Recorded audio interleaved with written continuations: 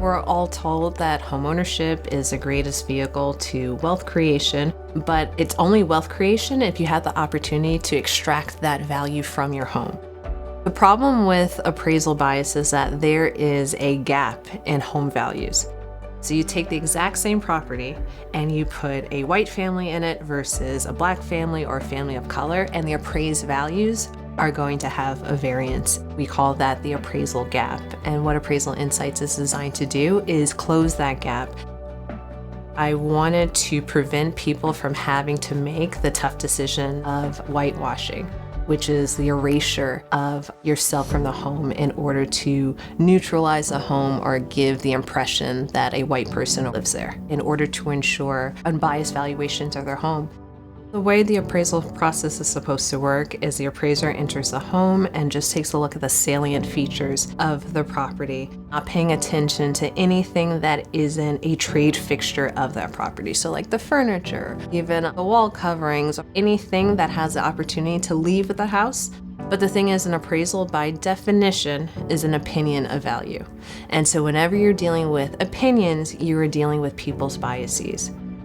Often what happens is their beliefs can unintentionally or sometimes intentionally discriminate against certain populations on the basis of a protected characteristic like race or gender or sexual orientation or even the neighborhood that people live in.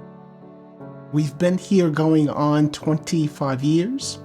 When we decided to sell our home, I spoke with my sister and she suggested whitewashing the home because that's what she had done. It was a huge undertaking, so we had my daughter help us. It was our job to get rid of any photographs, any black art, any books by black authors. When I got into this room, over the mantle, there was a picture of my baby brother. I asked myself, what would I say to him if he caught me doing this? Is he old enough for me to tell him, listen, it is our belief that if people know that you live here, they won't want to live here or will diminish the value of the home. Is a financial gain even worth it?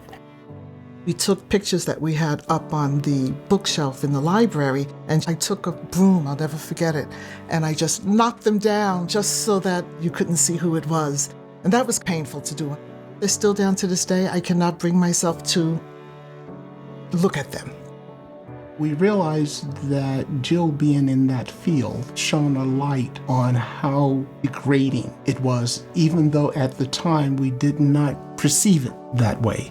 It was just something you did. Getting a higher value was really asking for a fair value. And we're not talking pennies, we're talking in many cases hundreds of thousands of dollars. Yeah.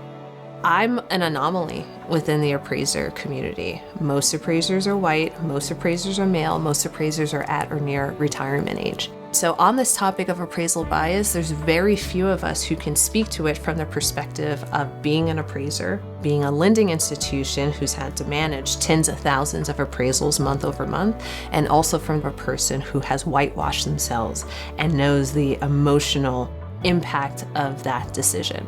I really felt a responsibility to kind of spread the word. Jillian is able to use data that is often very difficult to access and understand to assess the impact that appraisers are having upon our local marketplace. If you don't have a family member who is an appraiser and knows how to speak appraiser, then you can't advocate for yourself in that way. And there's so many families who have to settle for the lesser value simply because they don't have the information. And so at Appraisal Insights, we strive to give the consumer that information.